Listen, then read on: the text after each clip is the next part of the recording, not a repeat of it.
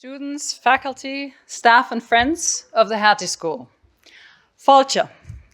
It's my great pleasure to welcome you all here this afternoon for what promises to be an insightful and very timely discussion. It is an honor to have you here with us today, Minister Donohoe, and we're very much looking forward to hearing about your experience and insights in these turbulent times. But one note of housekeeping first, today's event will be recorded, so know that it'll be on camera and the sound will be taken.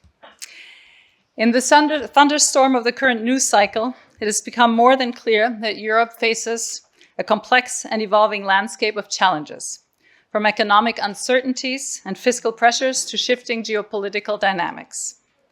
The wars on and close to the European continent continue to test Europe's unity, security, and economic resilience, while tensions in global trade and supply chains are reshaping traditional alliances. At the same time, Europe must accelerate its response to the climate crisis, balancing ambitious sustainability goals with economic competitiveness. In addition, digital transformation, artificial intelligence, and technological sovereignty are becoming ever more crucial in ensuring that Europe remains a global leader in innovation.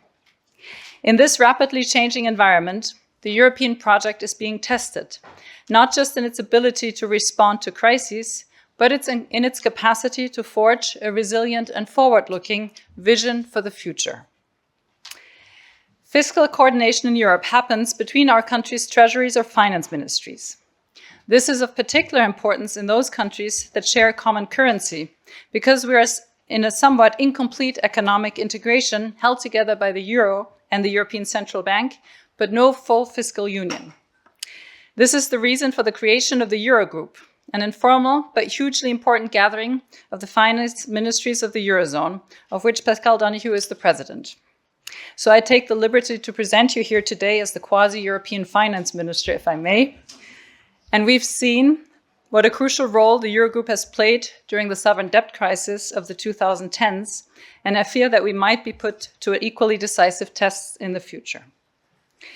These challenges require not only sound fiscal management, but also strong leadership, vision, and cooperation, qualities that Paschal Donohoe has exemplified throughout his career. He has served in several ministerial positions, and I will list them, but they're quite long, so bear with me. He's been as Finance Minister of Ireland since 2025, an office which he also held from 2017 to 2022. You've been elected as the fourth president of the Eurogroup in July 2020 and been re-elected since. You're currently serving your second term. Previously, you have been Minister for Public Expenditure, National Development and Plan Delivery and Reform from December 2022 to January 2025, and before that from 2016 to 2020. From 2014 to 2016, you were Minister for Transport, Tourism and Sport. You also held the position of Minister of European Affairs at the Department of Taoiseach and Department of Foreign Affairs from 2013 to 2014. And for the non-Irish in the room, I don't know how many of you are non-Irish, the Taoiseach is the head of the government or Prime Minister of Ireland, position currently held by Micheál Martin, who we were honored to welcome together with the Jacques Delors Centre at the Hertie School a year ago, and who, in other news, was also hosted by Donald Trump at the White House, but we will hear about that in just a second. Minister Donohoe holds degrees in politics and economics from Trinity College, Dublin. Before entering into politics, he was a sales and marketing director for Procter & Gamble, so if anyone knows how to package a complex issue, communicate a compelling vision, and convince people to buy in, it's him. We're therefore truly delighted to have you here, dear Mr. Donohoe, and to listen to your keynote speech. This keynote speech will be followed by a discussion with our Jacques Delors Centre's co-director, Dr. Johannes Lindner, and then a Q&A session. But beforehand, I would really like to thank the Embassy of Ireland, as well as our colleagues from the Jacques Delors Centre and our communication team for making today's event possible. The Jacques Delors Centre never fails to bring together the greatest minds from all over Europe to discuss both the challenges and the promises of the European idea, and I'm very grateful for that. At the Hertie School, we are deeply committed to fostering conversations that bridge politics, governance, and real-world challenges, helping us to understand today so we can shape tomorrow. This afternoon's discussion aligns perfectly with that mission, offering us the opportunity to gain first-hand insights into the economic and political dynamics that will shape Europe's future. I'm very much looking forward to this exchange. Thank you so much for being with us today.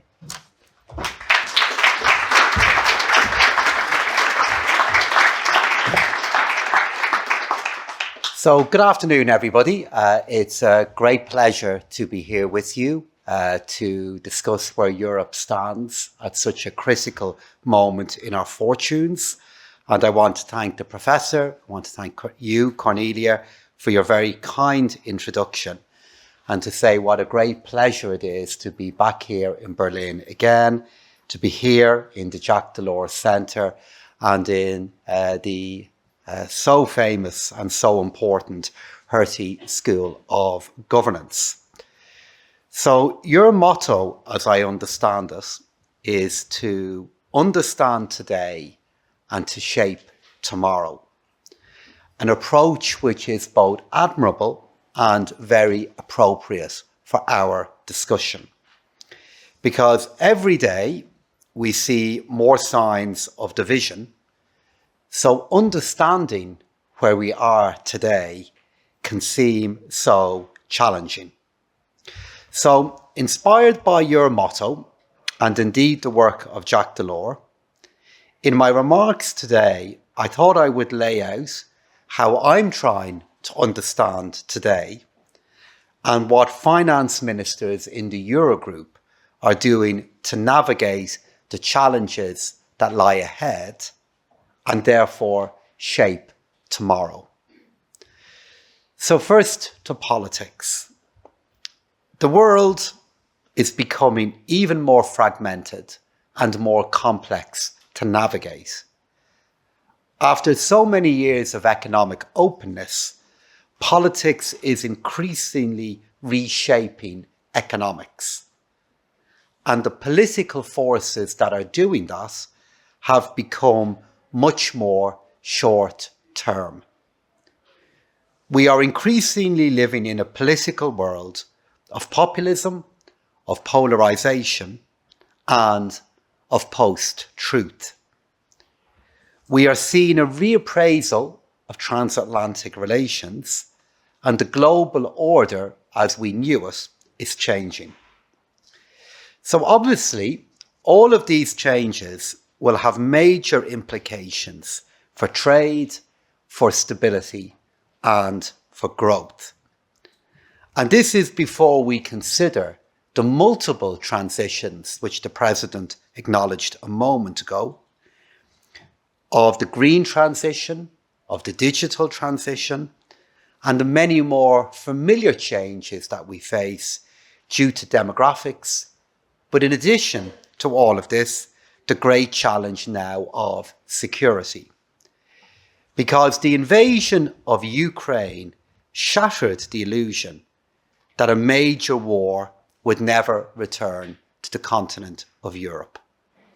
And due to this, we are now seeing the rearmament of Europe. And this is because concepts, beliefs that we previously may have taken for granted now seem precarious, and they now need defending. Democracy needs defending. Diversity needs defending. And our values need defending.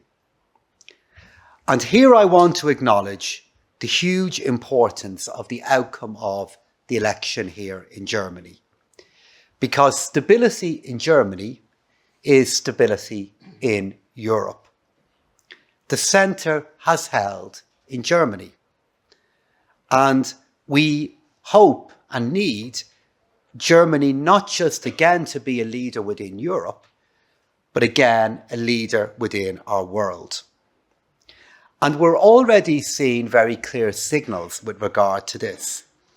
The recent announced policies on defence and public investment. We're also seeing this leadership from President von der Leyen, who recently announced a set of proposals labelled Rearm Europe. In Ireland, the centre also held.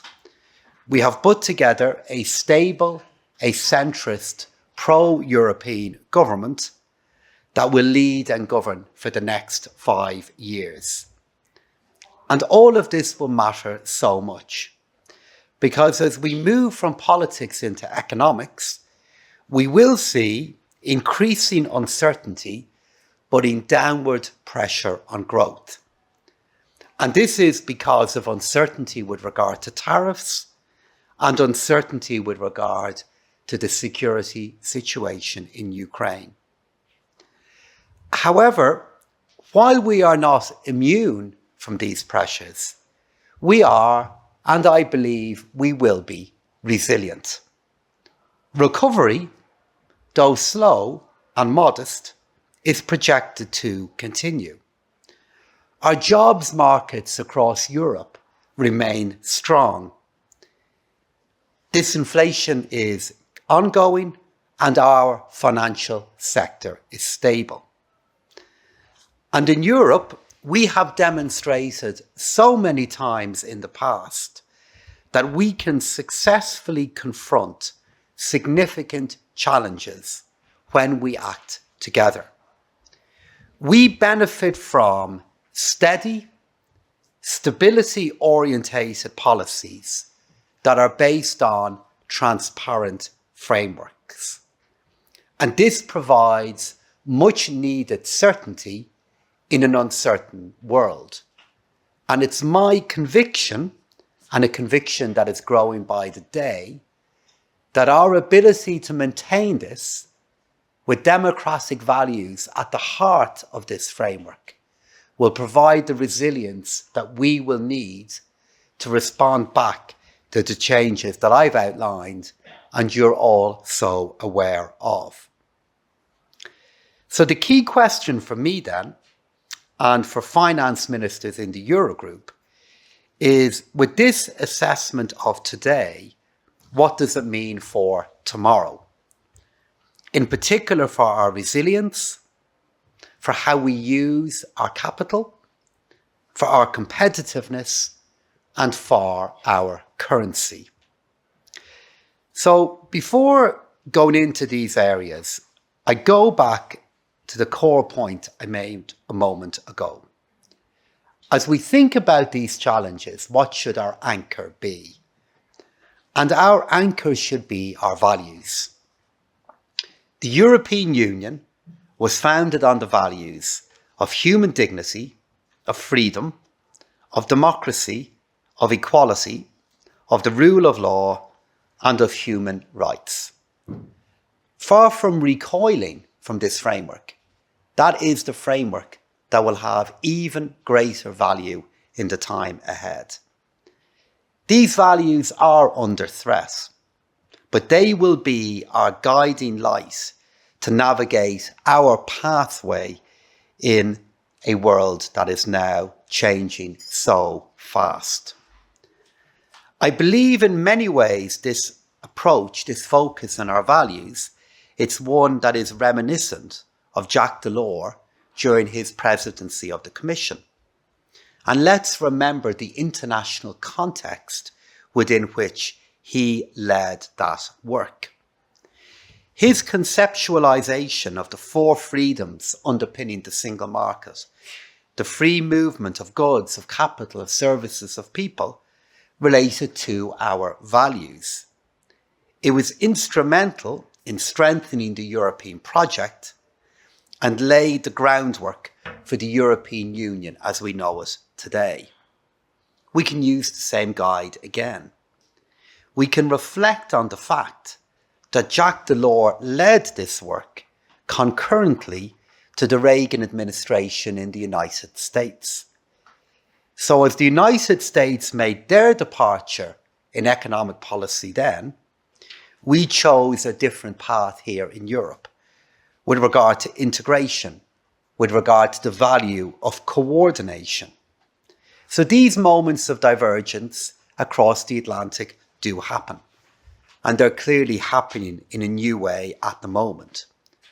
So at a time when the White House is making the case for a more transactional trade policy, it's vital that we stand by our rules-based and our more certain and predictable way of handling the big economic questions of our time.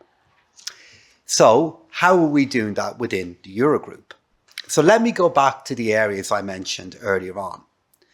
Let me talk in first about how we fund this work, how we can make use of our savings, of our private capital.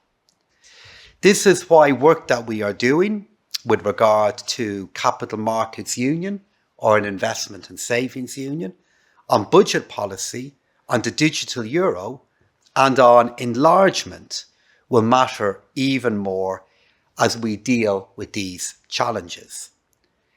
As we respond back to the issues of today, we can't lose sight of these bigger projects that we are committed to and we need to do more on. The Draghi report, the Lesser report, are all important inputs in our work. They remind us of the value of these projects. And within the Eurogroup, we concluded in November a series of discussions on competitiveness that led to a statement from all finance ministers in the European Union with regard to economic security, innovation, the cost of energy, the future of our single market, and how we coordinate our investment plans. Following up on this work, we endorsed a three-pronged strategy for improving our competitiveness, our resilience, and our macroeconomic stability. And this is why our work on capital markets is so important. Because if they work well, if indeed they can work better, they can be a strong driver of competitiveness, but also provide the funding that we will need by how we organise our own savings to deliver, not least in the area of defence, but also with regard to the green and digital transitions. Much of the origin of this work took place within the Eurogroup. We agreed on a set of proposals, on a shared approach on this project, which we know the Commission will now respond back to within the next week. And we're now at a crucial moment in the politics of CMU. Because if anything, this project is even more critical than it was a year ago. This won't be easy. It's important to acknowledge that to create a competitive European capital market will require difficult trade-offs at a European level and equally important at an individual member state level. This is why we're also working on a bottom-up approach to support the work the Commission will do. Success won't come easily, but it is vital. This work will complement the work that is now happening on budget policy. So let me say a word about that. Because our challenges of security will place increased pressure on national budgetary decisions. Importantly, the stability, the fiscal sustainability of the euro area is necessary to maintain, to grow market confidence and trust, while also ensuring the efficient use of funds for our policy priorities. So in this endeavour, we are supported by the recently reformed EU budget framework. It focuses on debt sustainability. It supports investment, and it does it over a time period that I believe is credible. It also gives us just enough flexibility to respond back to extraordinary developments. And these rules really matter. They matter because we share a currency, but they also matter because budget stability goes hand in hand with security. So that then leads on to a final project that is about our future, the future of our currency. And I want to therefore conclude with some words on the digital euro. The euro is the most tangible symbol of economic integration for our citizens, because the currency that we share binds us together far more than having different coins or notes in our pockets or in our purses and wallets. Sharing a currency means we depend much more on each other for resilience, for stability and for growth. And this currency has performed so well. It has achieved good standing and stability, with of course challenges along the way during its 25-year history. But we do need to acknowledge the dramatic global transformations that are now taking place across payment systems, how financial linkages can now be used for political purposes, and we are now seeing the introductions of new forms of digital money, with crypto assets quickly gaining traction.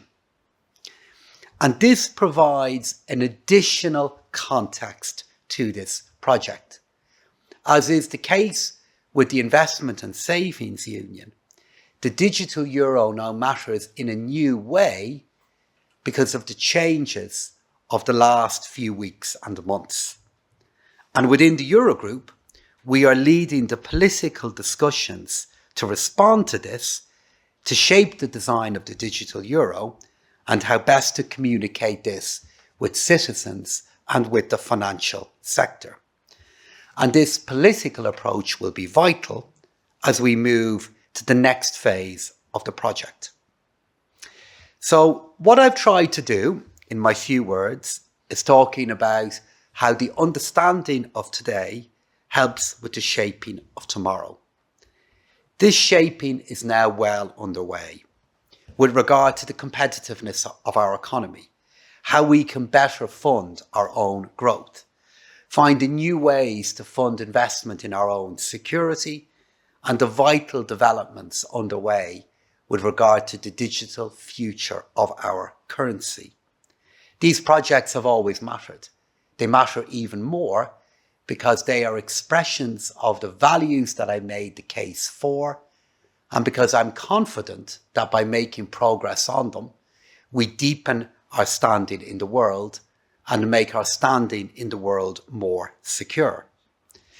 So to therefore go back to Jacques Delors, who over 2 decades ago outlined 3 common ambitions for the European Union: to become an area of active peace, to maintain a framework for sustainable development, and to celebrate in a particular way our cultural diversity. Now more than ever, these ambitions matter, and now more than ever, they can guide our policies and get us to a better and more secure place. Thank you.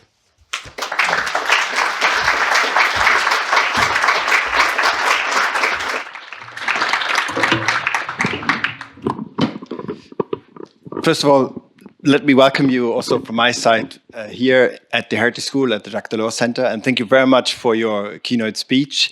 You ended up with Jacques Delors and the values that he stands for, and you made reference to the Reagan administration and, in a way, the situation that we had at the time in the 1980s, where also Europe had to find itself. And you sent a message of hope. But isn't the situation we're facing really much more dramatic? And in particular for this German and international audience, I want to recall a bit what happened last night, if you allow me, because it's something that has been covered maybe a bit less in the international and the German press, which is the visit of the Taoiseach, the Prime Minister, at the Oval Office. And as Cornelia said, we had, when he was Foreign Minister, had the Taoiseach here at an event very similar to this one. And already just a picture of, again, Trump sitting there with Vance, the vice president there, and then like a huge Trump of journalists almost leaning over them. And then really the prime minister, the Irish prime minister, seeing Trump shooting out criticisms.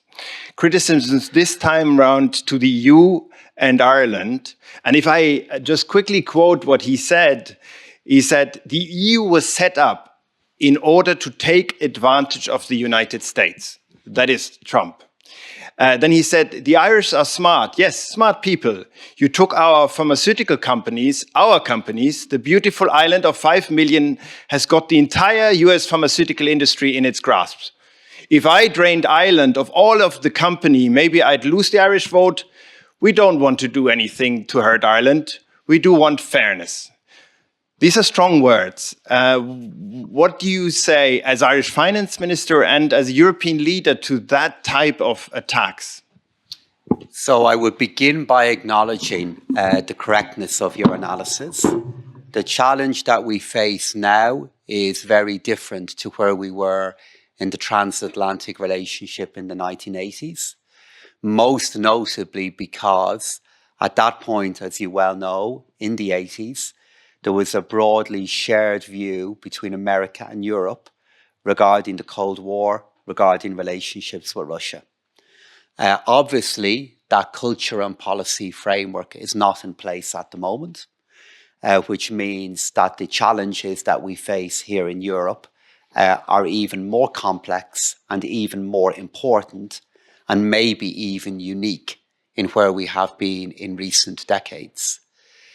But before I come on to my response back to what has happened last night and recent statements from President Trump, I would again make the argument to you all that as instability and volatility takes hold, we should not underestimate for a moment the value of stability, the value of order in organizing democratic societies, and the value of order in organizing the economy of Europe.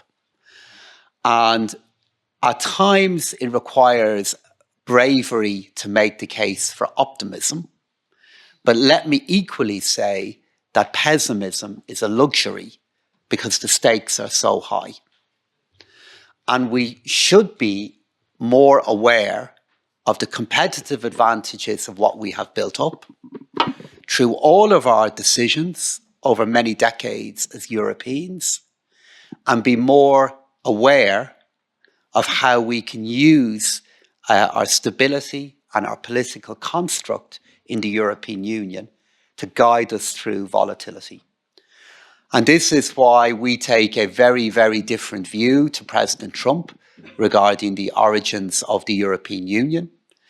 The European Union has transformed my country. It is a project of freedom. It is a project that grows your choices, that makes us safer. And if I look at the prospects that I have, that my children have, politically and economically, the framework through which that has been achieved has been through the European Union and also good relations with America. If I then go back to the points that have been made about President Trump made about America and its relationship with Ireland, I would simply make the case that we do believe that trade is mutually beneficial. We have made many changes in our tax policies, in particular in recent years, to deal with issues of imbalance and of concern. And we are now more convinced than ever that the best framework for a strong national response back to this in America is through Europe. And that is the point that the Taoiseach has made and will continue to make in our engagement with America. And it's the point that I'll be emphasizing myself. Let's maybe zoom in on the theme of common projects. And one of the first projects that you mentioned is Saving and Investment Union. It's a new label for something that's been with us already for a while. 2015, Capital Markets Union was coined as a phrase. and progress has been relatively slow. Now, Saving Investment Union is giving it a new name, and it very much runs around the theme that we need that private money for the investment and the huge investment agenda that we have. What makes you confident that that sense of urgency that everyone agrees to will also create the political momentum on the difficult choices that you mentioned in the speech? And you've been working with the finance minister now for 12 months, implementing the joint statement of the Eurogroup. So what is maybe also concretely, what are the priorities that you see are giving you hope that we can make progress?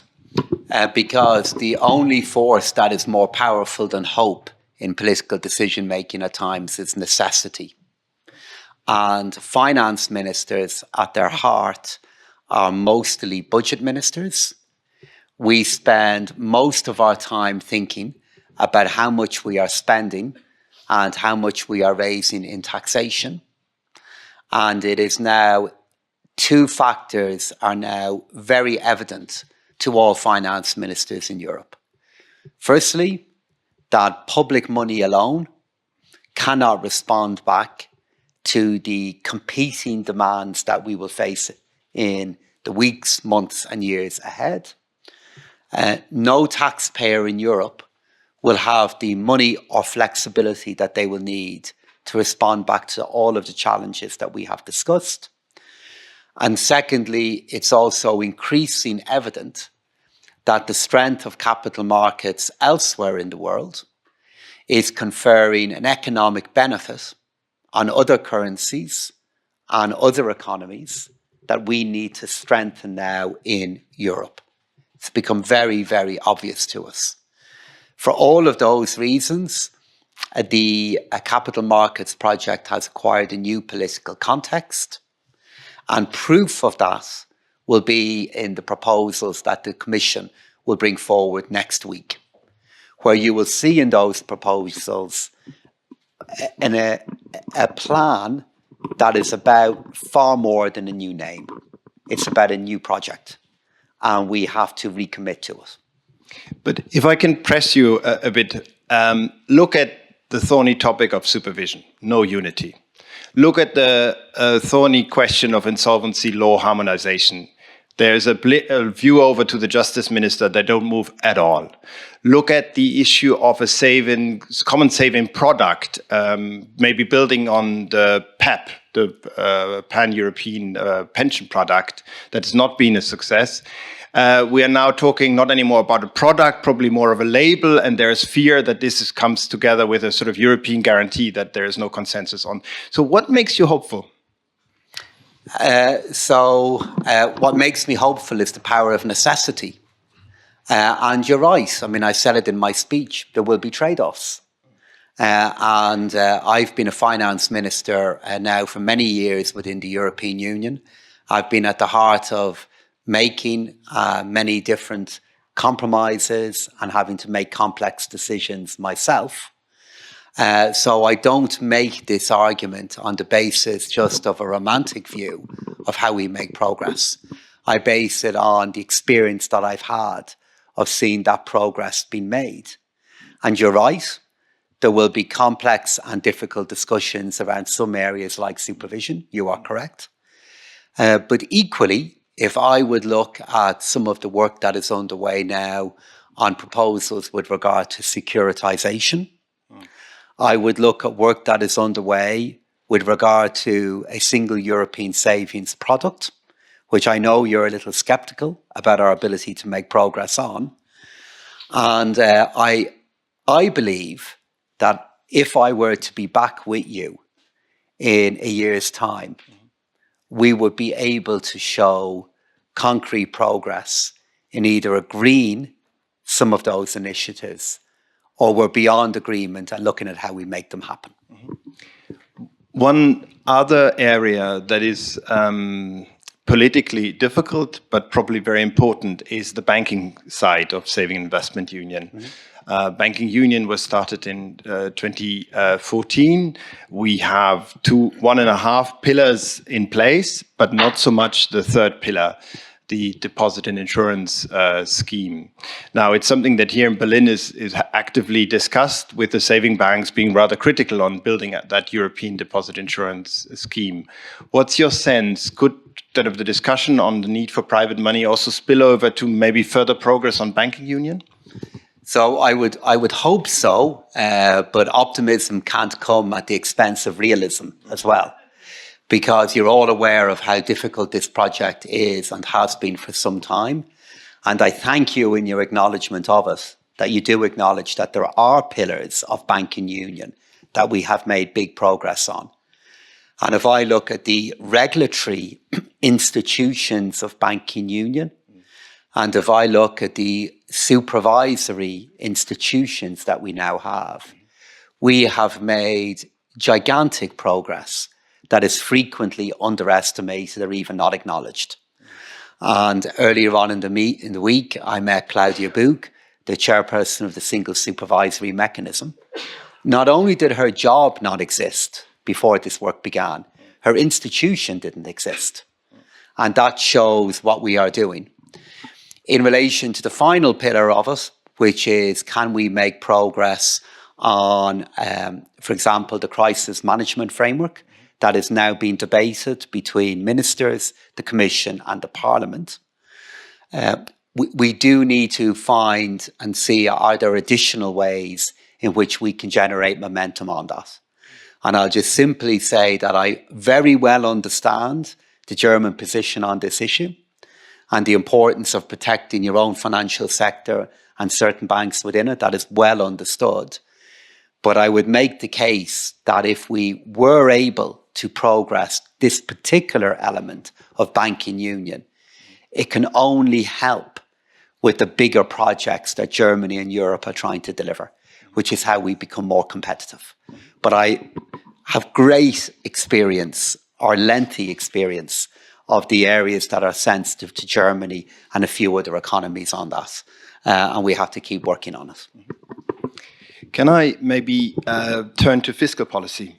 And you mentioned the fiscal rules, and we are, of course, at a very critical time where the SPD and the CDU-CSU have agreed on a Sondervermögen and a reform of the debt brake, and currently discussing with the Greens whether they get the two-thirds majority in the old parliament for that.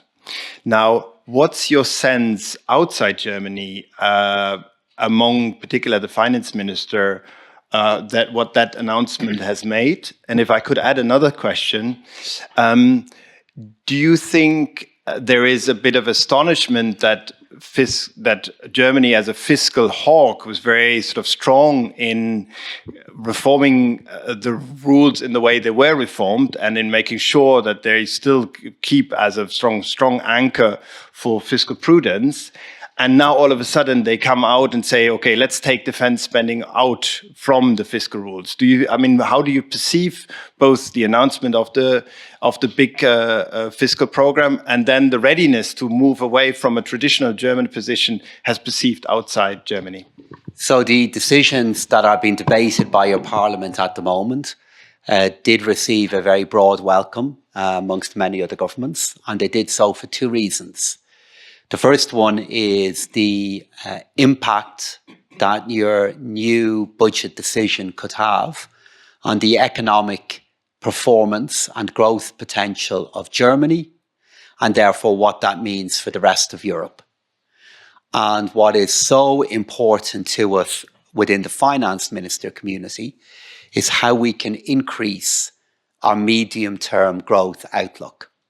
And the decision that you have made here not only has a very big direct impact on your own economy, but has a very big indirect indirect effect on the rest of the euro area.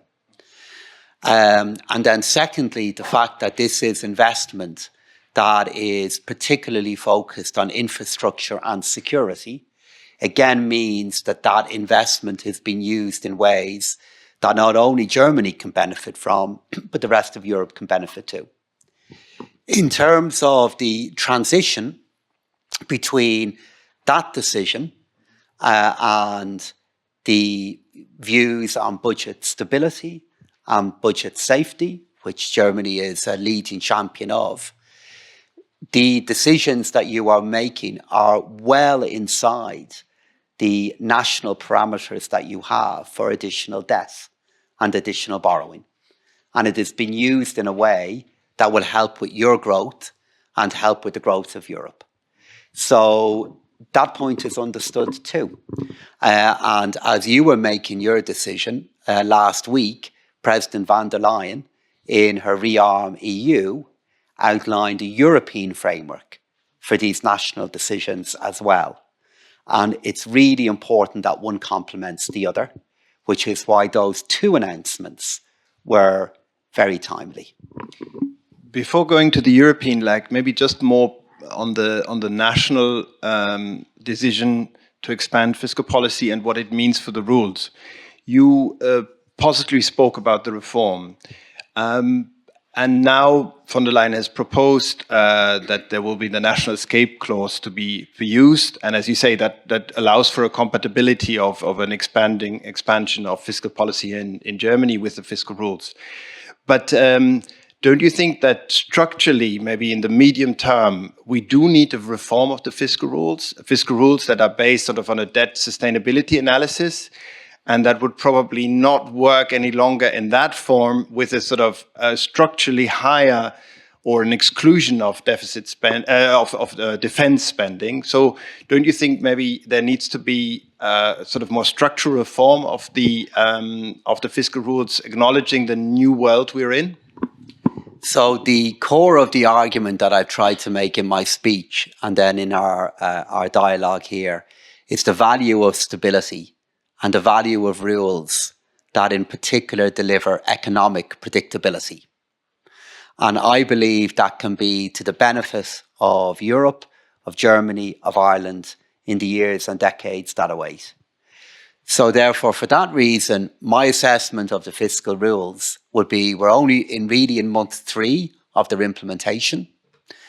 The decision that Germany has made and the discussion that we are having within the Eurogroup on them is about how we can use the flexibility in a rule framework that we have just agreed to. So my strong preference for the time ahead would be to focus on the implementation of that framework, to explain it to each other, and to explain it to the financial markets and how it will work, and to make that work for us, rather than beginning everything again. And particularly with my observations on the importance of financial market stability, I think that would be a very effective and appropriate thing for us to do in the years ahead. Let me maybe open up to the audience, given that we have the privilege of having you here, and think, yeah. We'll start here. I'm collecting a few questions, three questions in the first row, or second row rather. Yeah, thank you for your speech, Valentine Friedl from Euractiv. You were saying we need to use our funds efficiently. 1/3 goes to agriculture, and there I think 70% to area-based payment. Just going to a few farms. Is this efficient, and will the next MFF touch upon this issue? Till? Thank you. We're collecting 3 questions and then go back to the minister. Thank you. Till Hopper at Table Briefings. The dollar depreciated against the euro recently quite strongly due to the erratic Trump administration's tariff policy. Do you see this as a deliberate policy by the US administration, and might it be a chance for the EU and the euro to strengthen the euro's role on the financial markets? Thank you. Mm-hmm.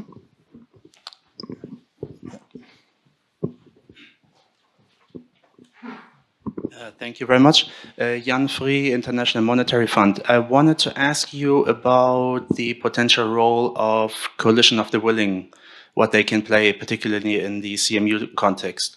both sort of immediately in policy areas that might not be covered, what will be coming out of the Commission next week, or if we are back here in a year's time, as you said, and maybe progress is not as swiftly as necessity would demand. Thank you. Great. Well, we've opened up with some easy questions there on a variety of topics. So let me maybe handle them in reverse order. So just to explain what our colleague from the IMF is referring to, though I know this is a very policy literate audience, when he refers to a coalition of the willing, what you're referring to there is particularly within economic policy. If a smaller group of countries would cooperate in a deeper level, if you can't reach agreement amongst all countries on particular issues.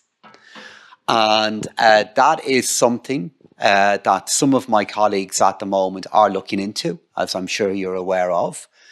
And an idea in capital markets union is that pockets and groups of countries would come together to deepen their integration if we can't agree to do it at an EU 20 or 27 level. Unsurprisingly, as somebody who is privileged to be chair of the Eurogroup, my preference always is to try and move together at the same time. And the simple reason for that is I believe that is most consistent with how we can maintain a level playing field and keep the integrity of the single market together. But of course, if other countries do want to move together in a smaller way, that is their right, and they may indeed choose to do so. I do think the possibility of progress like that, though, can also be a good catalyst for trying to reach broader agreement amongst everybody. And as such, even though my preference is for everybody to move forward together, it can be a helpful source of momentum if a smaller group of countries want to deepen their cooperation. And let's see how that plays out in the next few months, where it is going to be tested. In relation to exchange rates, as president of the Eurogroup, we've a clear convention in place that I recognise the value of exchange rates being influenced by the market and reflecting the fundamentals that all of our economies have. So I'm not going to speculate on future developments between the euro and the dollar, and in particular offer a view regarding what will happen on the dollar. That's not my view, it's not my role, and it's not helpful to do so. All I will do is just go back to the core argument I've tried to make again and again, that for somebody who cares very deeply about the role and the value of the euro, not just because of its meaning today in terms of influence our living standards, but also because I believe it offers the great opportunities ahead of us to strengthen that currency with all kinds of tangible benefits for businesses and for households. And at the core of that is not losing sight of the value of stability and having good rules regarding how we make our decisions. And whether that's the value of a currency, whether that's the size of the single market, the size of the euro area, or the digital euro, I think it's an essential insight that's only going to matter more. And then in relation to the first question then, with regard to our farmers and the role of that in the next multi-annual financial framework,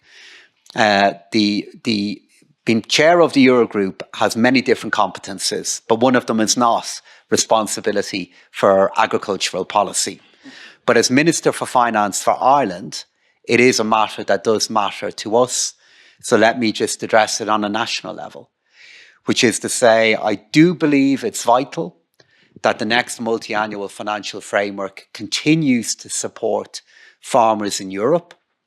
And I'll make that case for two reasons. Number one, food security, the value of how we grow our food, where it goes to. To do that in the best possible way will continue to need an active role for the European Union. And then secondly, in terms of our transition to climate neutrality and lower carbon emissions, food is at the heart of that. And we will only be able to effectively make that journey through the use of the national and the budget of the EU. So for those reasons, I will be making that case when those negotiations begin on the next budget of the European Union. Can I just ask one follow-up question for you as an Irish finance minister of a country that's neutral? What's your view on the European lack of financing common defense? What could be the format of it institutionally and in terms of the question of common issuance? So yes, we are militarily neutral, but we are not neutral when it comes to conflicts about human rights and the rule of law. And even though we are a neutral country, we have security obligations, not only to ourselves, but also to Europe. And this is why we have increased our capital investment in defence purposes by over 70% in recent years. And it's why we have further aims to increase defence spending in Ireland in the next few years. Because we have a number of ways in which we need to make ourselves safer. And by doing that, we'll also contribute to the safety of Europe. And the Government of Ireland, the week before last, announced an additional €100 million of financial support to aid in the defence of the people of Ukraine. In terms of institutionally, how I think that will play out, there are a number of different debates underway. And a particular feature of that debate is regarding the relationship between the European Union and the United Kingdom. And that is why there is thinking happening regarding, are there new ways in which we can find ways to work with the UK, who have shown leadership at a time we needed it. But for now, I think much of the energy in how we respond back to the defence needs of Europe will be inside the framework of the proposals that came forward from the Commission. And at least for the short term, I think that's where a lot of our energy will be. I look into the audience. There's the chance for a second round of questions. I see Francis here. Anyone else? Don't be shy. Then there is another question at the back. Okay, yeah. Thank you. Thank you. My question is on UK-EU-Ireland relations. You've touched on this, but the new government in Westminster has been very unambiguous in wanting to reset relations with the EU and Ireland. My question to you as a member of the Irish government is, how does the Irish government view these developments? And my question to you as a finance minister is there, or can you go more in depth into the future, a potential future where the EU, Ireland, and the UK have a deeper financial cooperation relationship? And the question there. In the meantime, before you just say, Francis is part of my class, and one of the tasks he's picked is writing a memo to the Irish finance minister and Eurogroup president on the competitiveness compass. So once he's handed it in, I will pass it on to you. I look forward to reading it, Francis. Thank you very much. Okay, please. Hi, I'm Garune Wiczorek from the Confederation of German Employees Associations. And my question is related to the BDA and the Confederation, of course.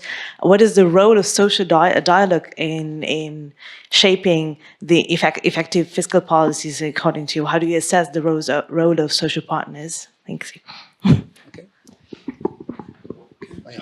So firstly, the question on social dialogue. So at least twice a year, myself, Commissioner Dombrovskis, and President Lagarde, and the holders of the presidency of the European Union, we meet all of the European employer organisations and all of the European unions. We met them on Monday morning, and we get their views on budget policy and on the key economic debates happening within the European Union. And I've been attending those meetings now for nearly 5 years, and they are getting better and better and better. And we had a very informal, and when I mean informal, I mean we had a proper debate and discussion about this on Monday morning. And they are a very important ingredient in how we think about our economic policy. And I do genuinely mean that. And then I know at national level, most of my colleagues have equivalent structures within their economies. I do in Ireland. Myself, the Prime Minister, or the Deputy Prime Minister, and the two economics ministers meet our employers and union representatives formally in a structured way at least 2 to 3 times a year, if not more. So those structures are real at a national and a European level. In relation to your excellent question there regarding UK, EU, Ireland, we view entirely positively and very warmly the stance of Prime Minister Starmer and his desire to reset relations with the European Union. And it's very telling that last week, despite everything that Prime Minister Starmer was dealing with, he had dinner with our Prime Minister, our Taoiseach, and then Prime Minister Starmer and a number of his ministers had a breakfast meeting with our Taoiseach and a number of our ministers.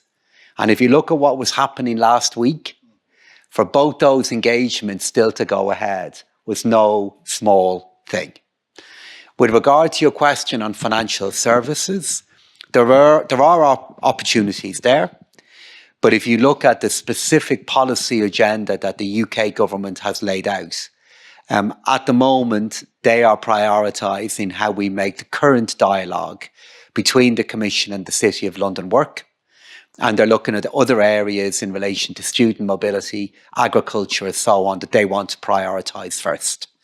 And I think it's fair to say that we need to deliver a successful first phase in this journey before we move on to next steps. But even with Brexit, we agree on so much more than we differ on.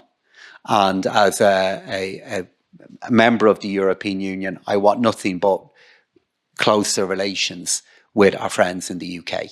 And we're all working on that. Maybe one final question, given that coalition agreement negotiations are taking place at the moment.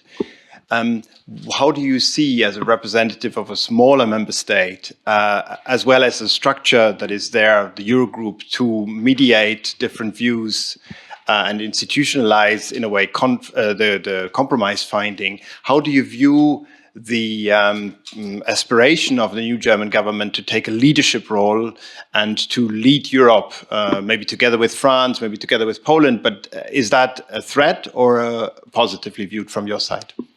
The continued ambitions of the government of Germany to play a leadership role in the European Union are greatly welcomed and are an essential element of how we need to get our dynamic within the European Union appropriate to the challenges and difficulties we now face.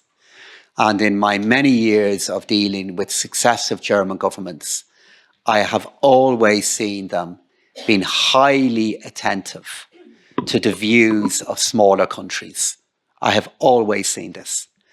We have a long-standing, very close diplomatic relationship between the German Department of Finance, the German Department of Foreign Affairs and their Irish peers.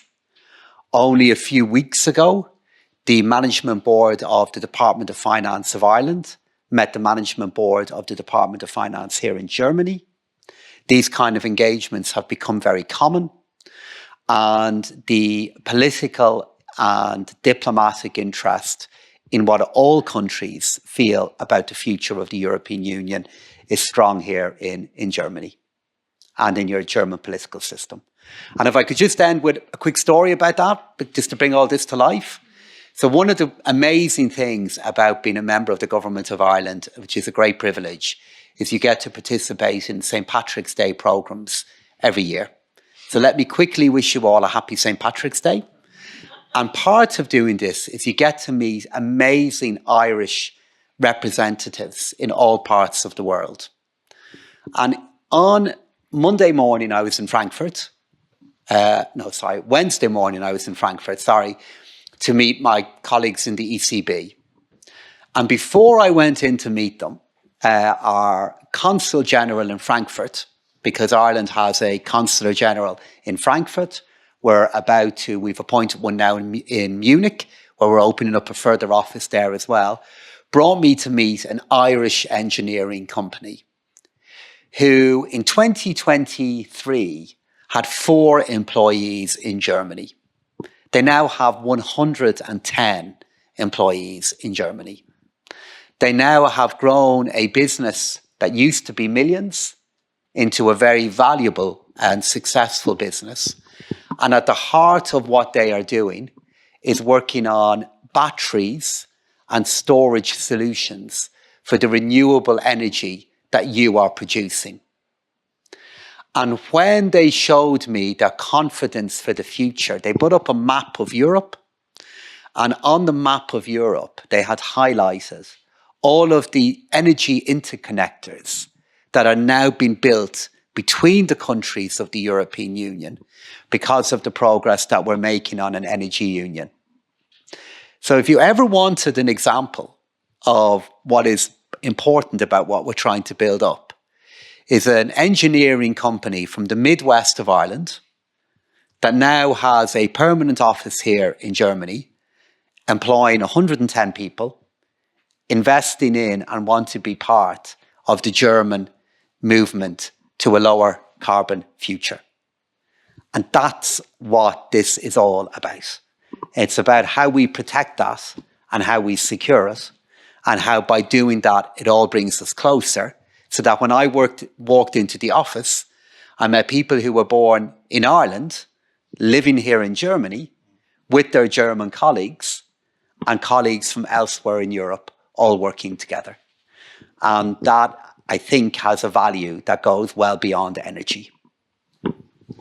Thank you very much for these encouraging words. And I think you come at a very important time here in Berlin, a time where Germany is finding a new government, and where the question is what this government will do in terms of supporting the European agenda. And you send a very strong message of hope in that respect, and you laid out a clear agenda of what are the projects and challenges that we face together.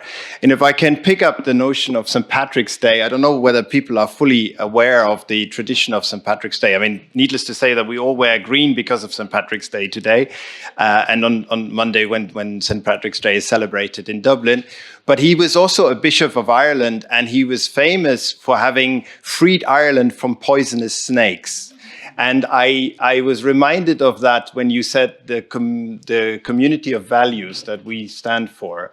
And I think that it's that unity that we have to find and to treasure in order to get rid of poisonous snakes that in a way we are facing. I'm not elaborating more on that, but I think you know what I mean. Okay, on that note, thank you very much, Minister.